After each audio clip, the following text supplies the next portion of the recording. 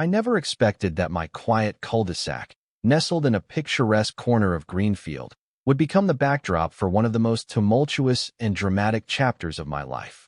After all, I moved here seeking tranquility and a family-friendly atmosphere, the type of place where children play in tree-lined streets, neighbors wave hello on sunny afternoons, and block parties remain the biggest events of the year. Yet, life has a way of bringing the most extraordinary conflicts right to our doorstep. And in this suburban community, the epicenter of more headaches, disputes, and downright astonishing clashes was a single individual. Geraldine Armand, commonly known, sometimes mockingly, sometimes fearfully, by her neighbors as Karen. A middle-aged woman with an imperious posture and perpetually pursed lips, Geraldine epitomized the cliché of a hyper-controlling homeowners association board member. She relished enforcing a long list of petty HOA rules, from permissible trash bin placement times to the approved colors for holiday lights. It wouldn't have surprised me if she'd forced us to measure the height of our grass with a ruler. However, I had no idea how far her thirst for control and authority could go until she orchestrated the closure of our local fire station over noise complaints. A vital community institution was shuttered, all because Karen deemed its frequent sirens disruptive to the neighborhood's image. Imagine the gall. Even now, it makes my blood boil to remember the moment I discovered that not only had she meddled in the affairs of emergency services, but she had also thrown her weight around with city officials and threatened lawsuits until she got her way. It was reckless, potentially catastrophic, and, worst of all, dangerous to everyone living in Greenfield and beyond. Before I dive into the heart of this story, I should probably tell you a bit about myself. My name is Jake Thurman, and most of my neighbors know me simply as Jake, the friendly guy who occasionally hosts a summer barbecue. In reality, my job is both more complex and more influential than they imagine. I am the Regional Emergency Director for the surrounding counties, a position I have held for nearly a decade. My responsibility includes ensuring that local emergency services, fire, ambulance, search and rescue, run smoothly and maintain readiness at all times. I oversee not just the logistics, but also the regulatory and compliance aspects of these departments. I've never been one to boast about my position in casual neighborhood circles. After all, I value my privacy, and people in suburban communities sometimes have strong opinions about authority figures. Typically, I prefer to keep my professional life separate from my home life. Yet, in this particular situation, that separation became impossible when Karen's meddlesome behavior jeopardized public safety on an astonishing scale. But to begin at the beginning, I have to take you back several months, to a chilly January morning when I first realized just how formidable and infuriating Karen was, and how deeply entwined her presence was within our HOA. Greenfield is a relatively new development, completed about 10 years ago. Its wide avenues are lined with identical street lamps, each driveway extending from well-manicured lawns that slope upward to spacious, two-story homes. Like many suburban neighborhoods, Greenfield has a homeowners association that issues guidelines, some might call them heavy-handed regulations, designed, in theory, to maintain the area's pristine appearance. To be fair, I do appreciate some level of communal order. Ensuring that houses are well-kept prevents property values from plummeting. But once you live under the thumb of an HOA, you quickly realize that it can become a breeding ground for petty tyrants. And so it was with Geraldine Karen Armand. One crisp January morning, I was startled by a series of loud raps on my front door. My wife, Megan, who was folding laundry in the living room, peeked through our window blinds. She let out a small sigh and muttered, "Oh no, it's her." I went to open the door, wearing my usual welcoming smile. Standing on the porch, Karen glared at me with steely gray eyes, her posture stiff as if she were a drill instructor about to berate a new recruit. "Good morning, Jake," she said, speaking in a brusque tone. "I believe you're aware that we have a scheduled trash collection on Tuesdays." Yes," I replied, momentarily puzzled. "Well, you placed your trash bin outside on Monday evening. According to the HOA guidelines, it is permissible to bring your bin to the curb only after 6 a.m. on the day of pickup, not before," she explained, crossing her arms over her chest. "It's just common courtesy, you know." It was about 8 in the morning. She'd taken the trouble to come by my house specifically to scold me for putting out the bin the previous night. It seemed petty, and it was certainly not how I planned on spending my Tuesday. But I remained polite and apologized, telling her I would be mindful next time. Karen's lips stretched into a tight-lipped, self-satisfied grin. "See that you do," she said. "We don't want Greenfield to look disorganized or unkempt." She turned on her heel and marched off, leaving me with a strange feeling in the pit of my stomach.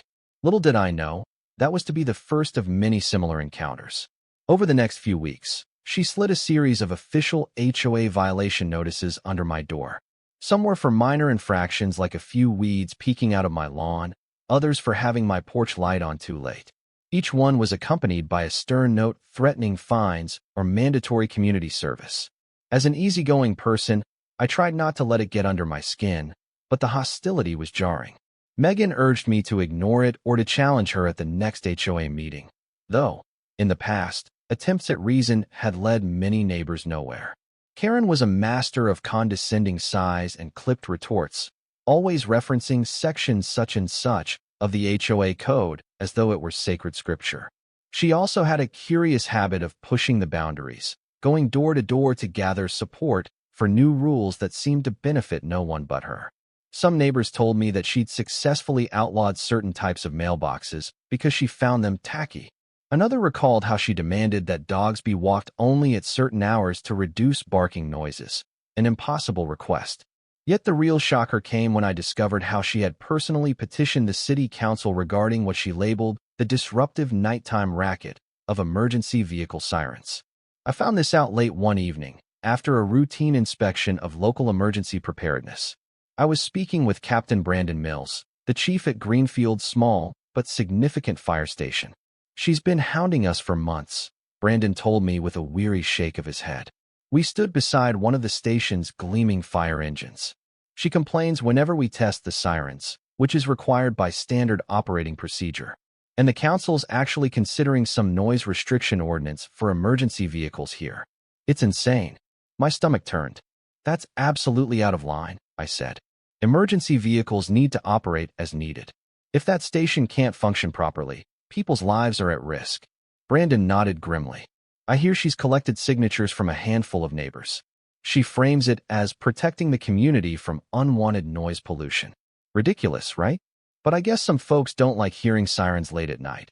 Makes them anxious, or so they claim. It's only a matter of time before something big happens, though, and we can't respond in time because of new restrictions or lack of proper equipment. I wish city officials would see sense."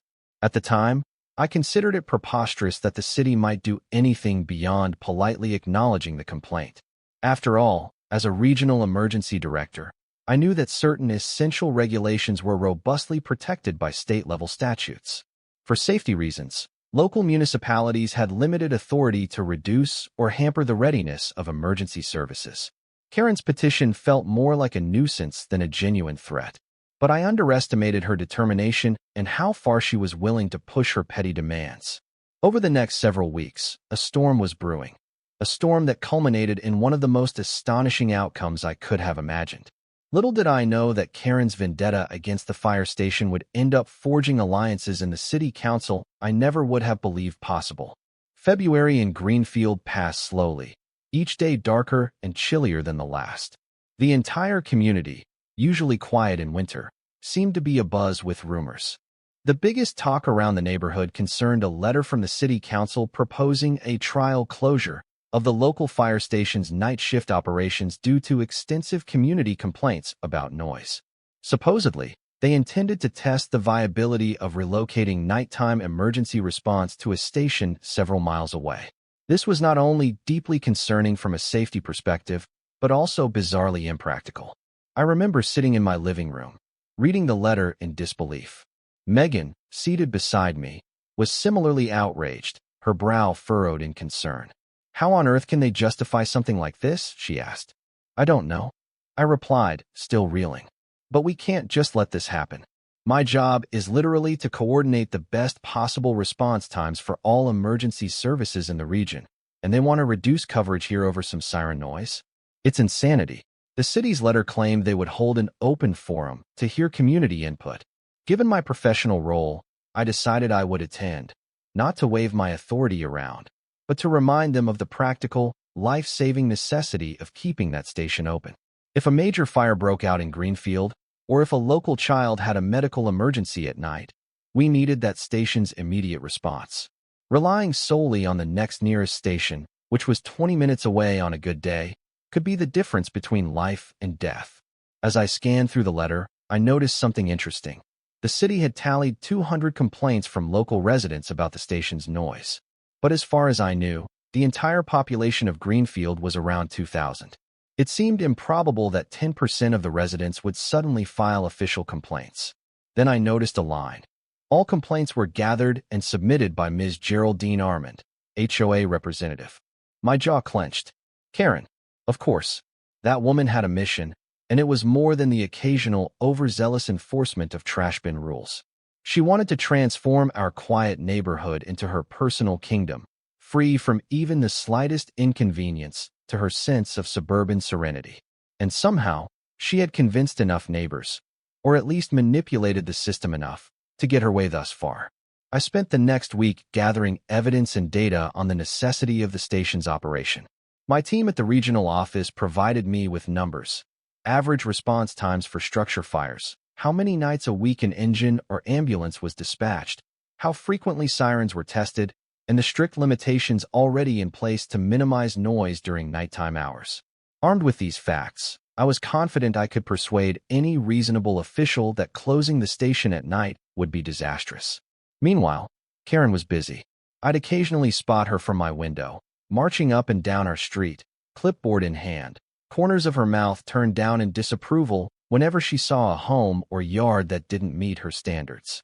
At times, she'd even approach people in their driveways, presumably pushing them to sign new petitions. My next-door neighbor, a kindly elderly woman named Loretta, told me that Karen had tried to get her to sign a statement claiming that the station's sirens had given her extreme distress. Loretta refused, but she felt so intimidated by Karen that she gave her an excuse about not wanting to get involved. This was the pattern: intimidation and petty tyranny. Most folks would rather avoid confrontation. They didn't see the immediate danger in signing some paperwork, so they likely thought, what harm can it do? But as we now discovered, it could do a lot of harm indeed. The night of the open forum arrived. The city council hall was packed, far more than usual. I recognized many neighbors from Greenfield, as well as folks from surrounding areas concerned about the ramifications of restricting an emergency service. Karen, dressed in a prim power suit with a brooch shaped like a miniature gavel pinned to her lapel, strutted up the aisle with her head held high. A handful of supporters trailed behind her, looking almost like an entourage. Council President Doreen Haynes called the meeting to order, and after some routine agenda items, they opened the floor for discussion on the proposed station closure. Karen was the first to take the microphone. She launched into a speech detailing all the reasons she felt excessive noise threatened the well-being of local residents. She cited fictitious health studies, claimed that sleep deprivation was rampant in Greenfield, and even argued that the station's presence had lowered property values by at least 15%, though she gave no credible source for that number. The entire monologue reeked of half-truths and fear-mongering. Astonishingly, she delivered it all with absolute conviction, as if she believed every word. Some scattered applause followed, mostly from the portion of the crowd that Karen had apparently swayed or bullied into backing her. Then came my turn. My heart pounded in my chest, not out of fear, but from sheer frustration at having to debunk such reckless claims. Nonetheless, I approached the microphone calmly, introduced myself as a Greenfield resident, then laid out the facts. I explained that as the regional emergency director, I had access to the actual data. Yes, nighttime sirens were occasionally loud, but necessary. There were standard operating procedures that mandated when and how sirens could be used, as well as quiet hours that limited the volume except in the event of an actual emergency. Most important, I underscored the real-world importance of immediate response times. When I was done, council members nodded in thoughtful acknowledgement. The audience broke into some murmurs, whether of agreement or dissent, I couldn't fully tell.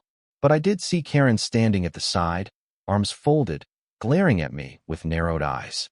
At the end of the forum, the council president announced they would deliberate and issue a decision within 2 weeks. Everyone filed out. I, too, made my way toward the exit, feeling a cautious sense of optimism. I believed we had a strong chance of defeating Karen's draconian measure, or at least persuading the council not to pass it. Yet I couldn't shake a subtle dread gnawing at me. Karen's brazen confidence suggested she had an ace up her sleeve, maybe some local official in her pocket, or some cunning plan to block the station if the council refused. My intuition turned out to be right. A little over 2 weeks passed, and still no official word came from the council. Then, on a Thursday afternoon, I heard the news from Captain Mills over at the fire station. The council had decided to implement a temporary closure of the station's night shift, effective immediately.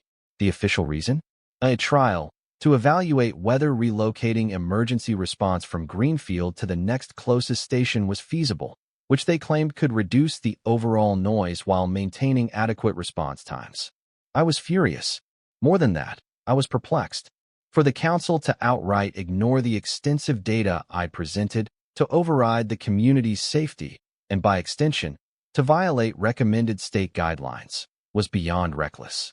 It made me suspect that Karen's petition and her rumored network of local allies had pulled some strings behind the scenes. That night, I called an emergency meeting in the regional office. Officials from the city, the neighboring county's emergency services, and a few municipal representatives joined the call. I was not about to let a single neighborhood busybody compromise public safety. The conversation was frank. While the city council had local jurisdiction, we had broad oversight at the state level. We could potentially challenge their decision legally. However, that would be a drawn-out process. In the meantime, Captain Mills informed me that they had already begun scaling back night operations. The station would no longer house the usual skeleton crew after 8 p.m. Instead, it would be locked up tight, with staff relocated to a station about 8 miles down the highway. Our best estimates suggested this would add 10 to 15 minutes to any emergency call in Greenfield during the night. That might not sound like much, but in a fire or medical crisis, every second counts. Those days were a blur of frustration. Megan tried to comfort me, urging me not to carry all this stress on my own. But I couldn't help it. I felt a personal responsibility, not just as a homeowner in Greenfield, but as the regional official responsible for keeping people safe. Meanwhile, Karen strutted around the neighborhood like a peacock, clearly reveling in her victory. She even penned a newsletter titled HOA Updates with Ms. Armand, in which she bragged about how she had finally dealt with the station's incessant noise pollution. She used the words milestone achievement, as if it were a triumph on par with building a new park or creating a scholarship fund. One Saturday morning, I was outside raking leaves, wearing headphones and listening to music. I barely heard the crunch of Karen's footsteps behind me. She tapped me on the shoulder, and I startled, nearly dropping my rake. "Jake," she said sweetly, with that self-righteous smile that never quite reached her eyes. "I trust you're doing well. Hopefully you've been sleeping better now that we don't have those dreadful sirens all night." I took off my headphones. "Is that supposed to be a joke?" I asked tersely. Her smile wavered slightly. "Oh, not at all," she responded, trying to maintain her composure. "I simply wanted to check in. You seem so convinced the station had to stay open around the clock, and yet the council clearly disagreed. I thought you might be upset or, well, maybe you'd see how beneficial this arrangement is." I couldn't believe her audacity. "Karen," I said, exhaling slowly to keep my temper in check, "my only concern is for the safety of the community.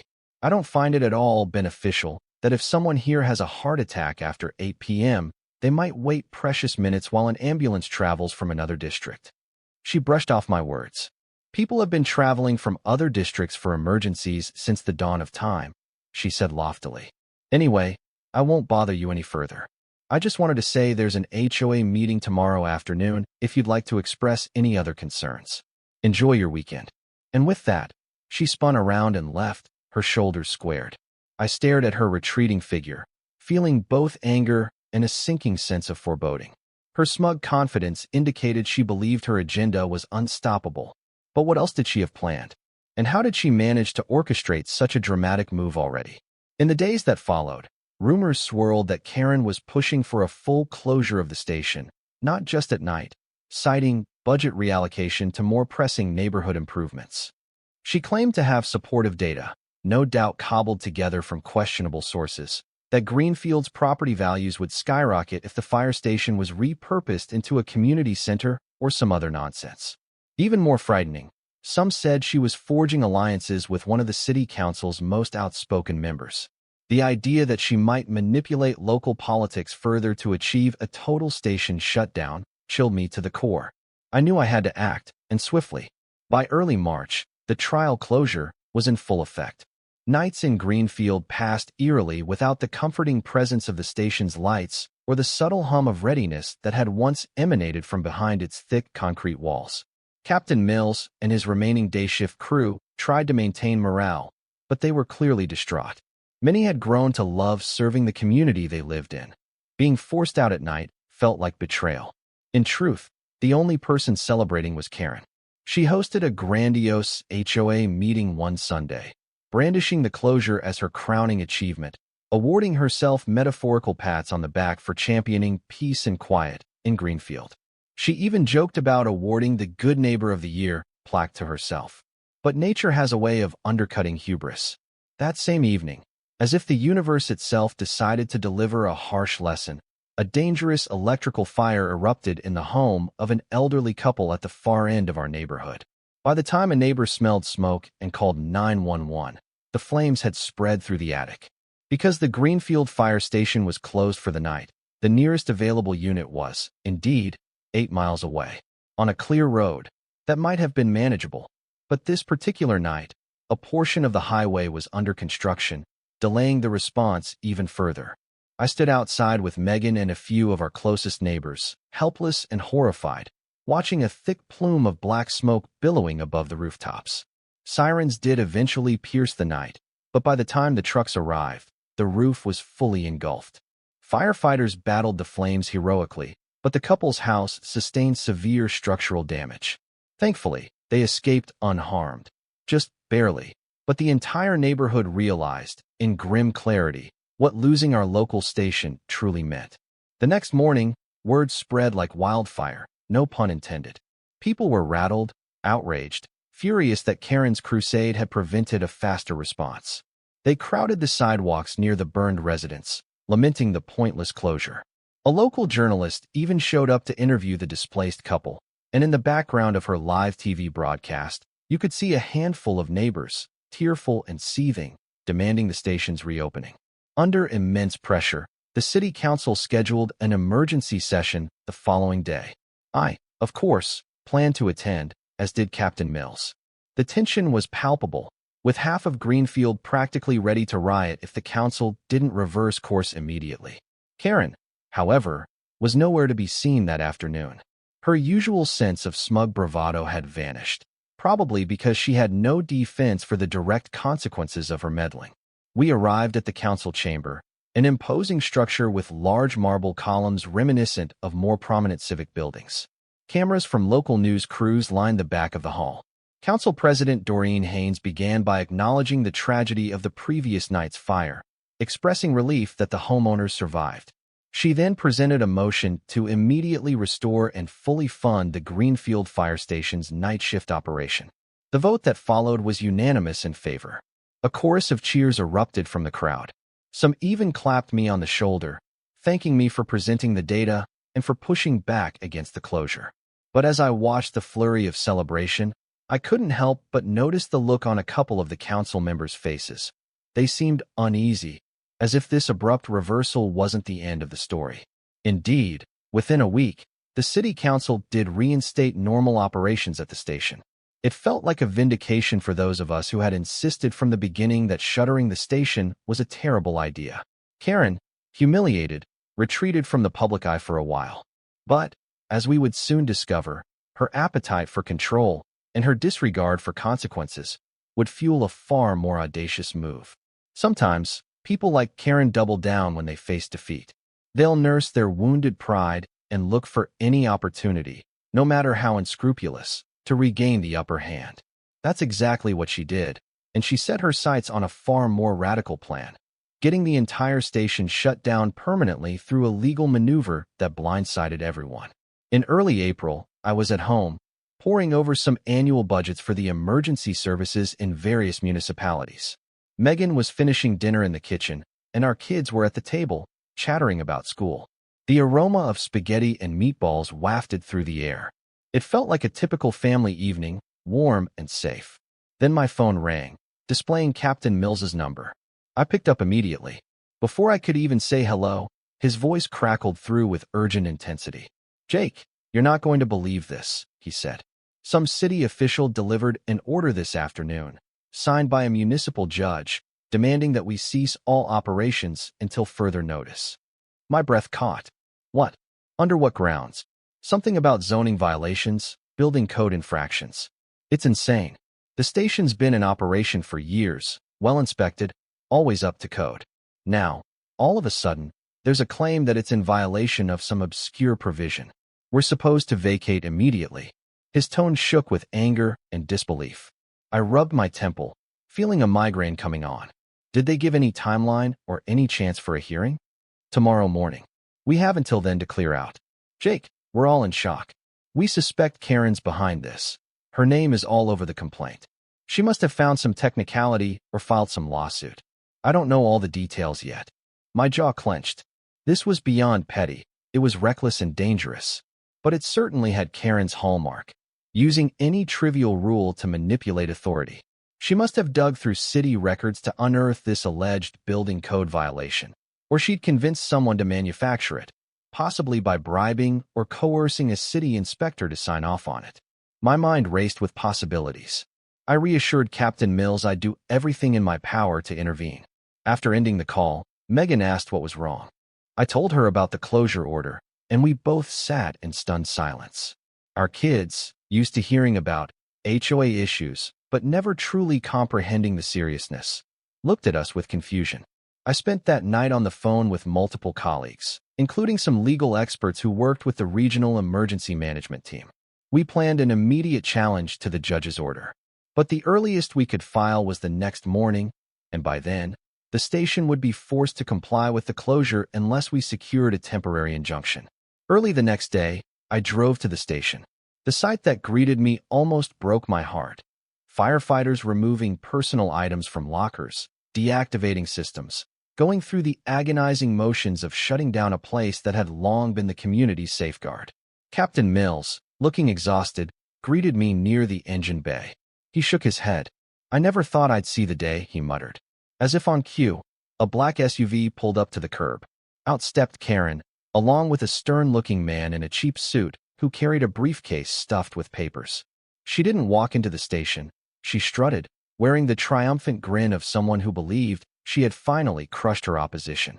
"Well, Captain," Karen said, her voice dripping with feigned politeness, "it seems you have your marching orders. Perhaps it's for the best, wouldn't you agree? We really can't have structures in violation of city building codes operating so freely." I approached, attempting to keep my voice level. "Karen, do you realize the damage you're causing here? This station is critical for emergency response. If you had any concerns about building codes, you could have raised them in a constructive manner. Instead, you blindsided us with a closure order. People's lives are at stake." Her eyes flashed with an odd mix of glee and resentment. "Isn't that your specialty, Jake? People's lives. Well, you and Captain Mills have made me look like some vindictive antagonist, but all I've ever wanted is for Greenfield to be a peaceful, quiet community, and for the rules to be followed." She then leaned in, lowering her voice so only I could hear. "I'm aware of your position, you know," she whispered. "Regional Emergency Director. You think you can push me around because you have some fancy title? Guess what? This is my neighborhood. You might outrank me on paper, but I've lived here long before you, and I know all the right strings to pull." I stepped back, resisting the urge to respond in anger. Instead, I turned to the man in the suit. "Are you a city official?" I demanded. He gave a curt nod. "I'm the court-appointed representative. I'm here to ensure compliance with the judge's order." Then, almost sheepishly, he added, "I'm sorry, sir. I'm just doing my job." Any further conversation was cut short by the roar of an engine as the last fire truck pulled out. It was the final exodus. Once the doors were locked, Karen's companion handed Captain Mills the official notice, and that was that. The Greenfield Fire Station was officially closed, not just at night, but around the clock. Of course, the public outcry erupted immediately, but Karen evidently had prepared for that as well. She and her legal team manipulated the local media, spinning the closure as a necessary step for public safety due to alleged building code lapses. They even argued that the station was illegally constructed in a residential zone, ignoring the fact that the city had approved that very construction years ago. We had no choice but to challenge this in court, which promised to be an uphill battle. The station's building permit was valid, but reproving compliance with every regulation would be time-consuming. Meanwhile, the entire neighborhood and the greater region was left vulnerable. Ambulances, fire trucks, and rescue units would have to come from much farther, drastically increasing response times. Karen, unknowingly, had just escalated the situation to a level that guaranteed my official involvement at the highest echelons of the state's emergency apparatus. Over the next few weeks, everything was a scramble. Lawyers pored over thousands of pages of documents regarding building permits, zoning regulations, safety compliance forms, and environmental impact reports. Public outcry grew louder. Petitions circulated throughout the city demanding the immediate reopening of the station. But Karen and her small clique of supporters dug in their heels, claiming the station had endangered the neighborhood through constant noise, potential environmental hazards, and oversized vehicles. It was surreal to see how effectively a small group of determined agitators, led by one overly aggressive HOA member, could tie up an essential public service with legal red tape. My role as regional emergency director grew more complicated. On one hand, I was furious as a homeowner who wanted my community protected. On the other hand, I had to coordinate with other towns to cover Greenfield's emergencies, which was straining resources across county lines. Then, in a twist I didn't see coming, I received a call from City Council President Doreen Haynes. She wanted to meet with me privately, away from the media glare. Early one morning, we arranged to meet at a local diner on the outskirts of town. I arrived, took a seat in a back booth, and shortly afterward, Doreen slid in across from me, looking uncharacteristically anxious. "Jake," she began, "I owe you an explanation and an apology." I nodded, letting her speak. She fiddled with her coffee cup. "The council never wanted to shut down the station permanently," she explained.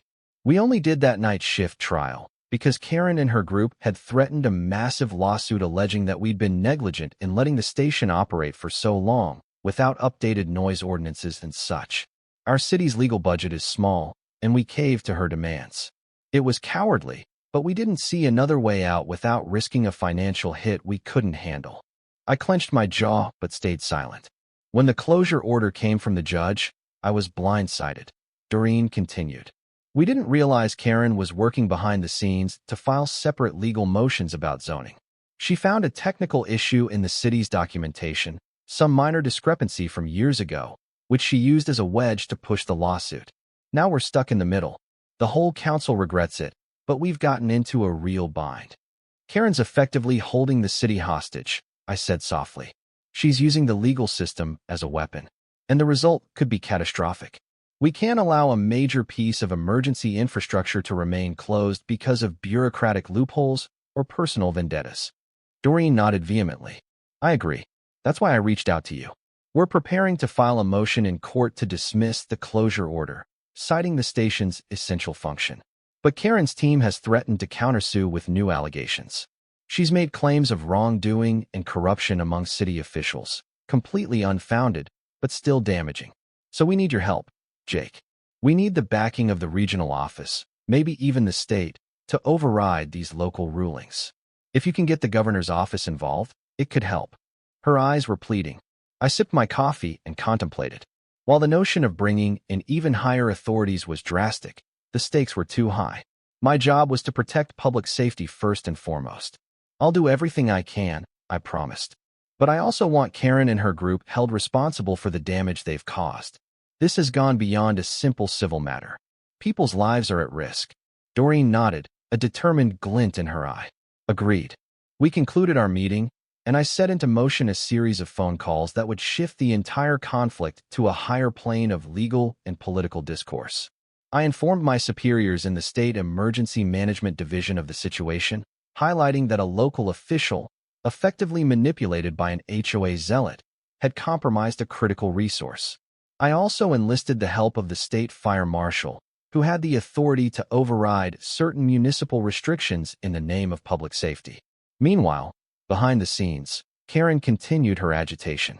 She organized elaborate town hall meetings for her loyal clique, painting the rest of us as irrational alarmists unwilling to compromise. And bizarrely, some folks still believed her. She pointed to quieter nights and insisted we didn't need a local fire station at all. "We've done just fine these last few weeks without it, haven't we?" she'd say, ignoring that we were just lucky that no major emergency had struck again, yet. But fate can be cruel to those who tempt it. It was mid-April, the weather teetering between spring warmth and lingering winter chill. I was spending a rare free evening at home, savoring a few precious hours with Megan. Our kids had gone to bed, and we lounged in the living room, watching a documentary. My phone, always on standby for emergencies, buzzed sharply. I paused the TV, picked up the device, and my heart sank upon reading the alert. Chemical spill on Highway 36 near Greenfield. Multiple vehicles involved. Potential hazardous materials. As the regional emergency director, I immediately jumped into action mode. I called my office, coordinating with local hazmat teams and state police. A tanker truck carrying industrial solvents had overturned, spilling chemicals onto the roadway. This was no small fender bender. The incident threatened not only the highway, but also the local environment and possibly even the residential areas nearby, depending on wind direction and water runoff. In normal circumstances, the Greenfield Fire Station would be among the first to respond, especially given their specialized foam and containment equipment. But with the station still shuttered, the closest hazmat team would have to come from a neighboring town, adding critical minutes of delay. I dashed out of the house, telling Megan I'd likely be gone all night. Driving toward the site, my thoughts churned with anger at the precarious situation Karen had created. As I neared the crash location, the faint smell of chemicals seeped into the night air. Red and blue emergency lights flickered on the horizon, reflecting off the slick pavement. Several police cruisers formed a perimeter, keeping traffic at bay. Further up, I saw an ambulance and a few volunteers from a rural fire department trying to contain the spill with whatever gear they had, a woefully inadequate supply. The real hazmat specialists were still en route from across the county line. Captain Mills was there too, but ironically, he had no station or team to coordinate directly. He'd come on his own to advise, but lacked access to the equipment locked away at Greenfield's shuttered facility. Within moments, the situation escalated. A small brush fire ignited near a ditch, set off by sparks from another vehicle that had skidded on the chemical-slick road. The flames licked dangerously close to the spillage, threatening to turn the scene into a toxic inferno. Panic flickered in the eyes of the responders who realized they might not be able to keep the fire from spreading. We needed heavy-duty firefighting foam, specialized hoses, and the kind of robust equipment that was sitting unused and locked inside the Greenfield Fire Station. Every time a policeman or volunteer asked where the resources were, I felt a stab of frustration. If the station had been operational, we might have avoided the entire fiasco from spiraling. Time slowed, each second taut with tension. Then, in the distance, we heard the thunderous rumble of additional emergency vehicles. The hazmat squad had finally arrived. Their large trucks, loaded with foam canisters and protective gear, barreled onto the scene. The responders rushed out, quickly established a command post, and began coordinating containment efforts. It was a grueling operation, lasting well into the early morning hours. In the end, we narrowly avoided a full-blown disaster. The brush fire was extinguished, the chemical spill was contained, and no fatalities occurred, though several people suffered minor injuries, and the environmental damage, while not catastrophic, was significant. By the time dawn broke, the crisis had passed.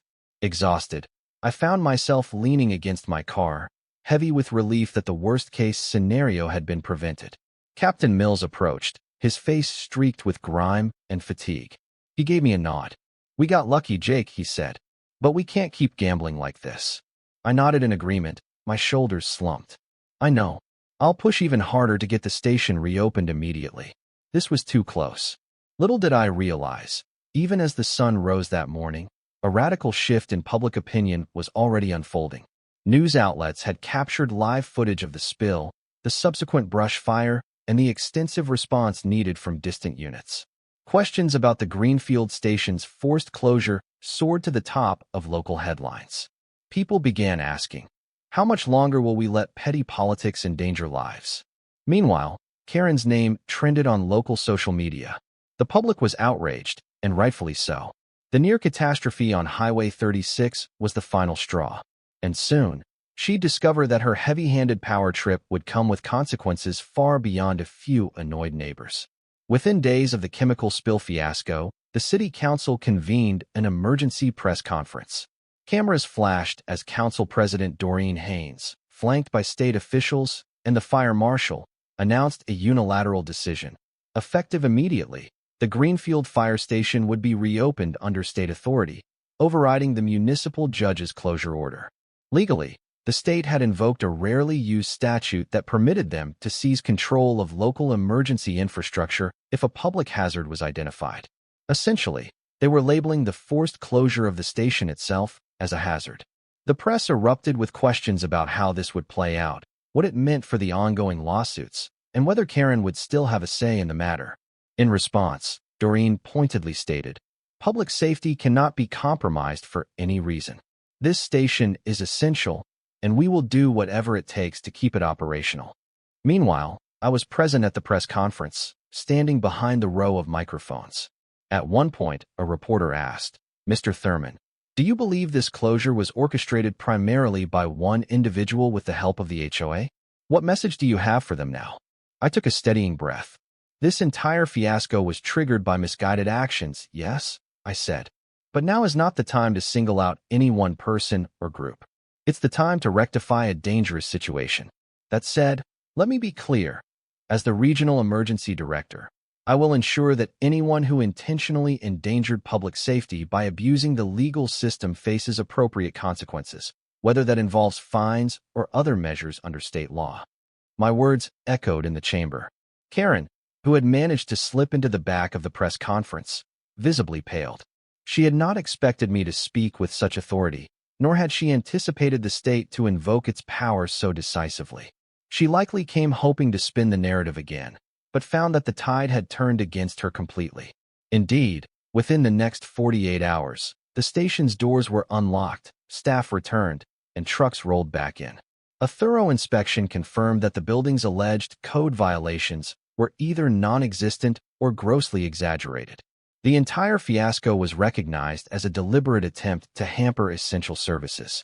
Then came the official retribution. The State Attorney General's office opened an investigation into Karen's actions. She was suspected of filing false claims, intimidating neighbors, and misusing HOA funds to finance her legal crusade. Meanwhile, the city council slapped her with massive fines for repeated frivolous lawsuits that cost the city tens of thousands of dollars in legal fees. The HOA board quickly disassociated themselves from her, outraged that she used their platform to push a personal vendetta. Karen found herself not only vilified in public, but also cornered legally. After weeks of depositions, it all culminated in a hearing at the county courthouse. I wasn't required to testify, but I attended anyway, curious to see the final outcome. Karen stood at the defendant's table, looking smaller and less haughty than I'd ever seen her. Gone was the smug grin and the imperious stare. When the judge declared her guilty of filing fraudulent legal documents and ordered her to pay a steep sum in damages, plus serve community service, she broke down in silent tears. I would be lying if I said I felt sorry for her at that moment. Her reckless behavior had nearly cost innocent lives. But a small part of me recognized that she was a tragic figure, someone so obsessed with control and petty power that she lost all sense of perspective. When the hearing ended, Karen stumbled out of the courtroom. A few reporters tried to shove microphones in her face, but she waved them off, tears still streaming down her cheeks. In the corridor, she crossed paths with me. For a moment, we made eye contact. She opened her mouth as though to speak, but then closed it, lowered her gaze, and hurried away. That was the last time I saw her in person. Summer arrived in Greenfield like a sigh of relief. The local fire station hummed with renewed vitality. Captain Mills oversaw a robust team of firefighters who were proud to serve their community without interference. The station's daily siren tests resumed, just a brief wail at noon to verify functionality, and no one complained. On the contrary, Many neighbors said they felt more secure knowing the station was fully operational. The entire fiasco had left the neighborhood shaken, but also strangely unified. People who had once ignored each other in passing now bonded over the memory of what they almost lost. Barbecues and block parties became more frequent, forging a renewed sense of camaraderie. Even the HOA, chastened by the scandal, replaced its board with more moderate and constructive members.